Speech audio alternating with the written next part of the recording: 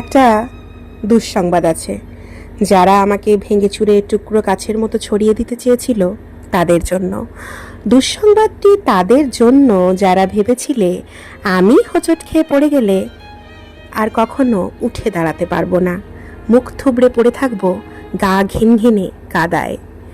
আমাকে ছিঁড়ে কাগজের মতো কুচি কুচি করে হাওয়ায় ভাসিয়ে দিলে আমি হারিয়ে যাব দিক শূন্যপুর। যে আমাকে টেনে হিচড়ে নামিয়ে নিতে চেয়েছিল অতলান্তিক বিষাদ সমুদ্রে, ডুবিয়ে দিতে চেয়েছিল এক পৃথিবী বিবু মিশাই, যে আমাকে অযুত রাতের কান্না লিখে দিয়ে বুকের ভেতর খুঁড়ে দিতে চেয়েছিল শ্যাওলা জমা স্যাঁতস্যাঁতে এক মজা পুকুর, যে আমাকে দুঃখ দিয়ে পুড়িয়ে শেষে উড়িয়ে দিতে চেয়েছিল ছাইয়ের মতন, তাদের জন্য দুঃসংবাদ। আমি এখন পাখির মতো, আমায় ছিঁড়ে কুচি কুচি ভাসিয়ে দিলে এখন আমি ডানা মিলে আকাশ জুড়ে উঠতে জানি। কাটা যায় না, ভাঙা যায় না, আমি এখন জলের মতন। ভেসে যেতে যেতে হঠাৎ জলোচ্ছ্বাসে ভাসিয়ে দিতে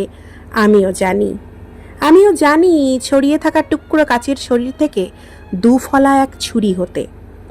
এই যে মানুষ দুঃখ দিতে দুঃখ ভীষণ, সেও জানুক আমি এখন হাসতে জানি। শ্যাওলা জমা পুকুর জুড়ে আমিও এখন রোদের মতো ভাসতে জানি।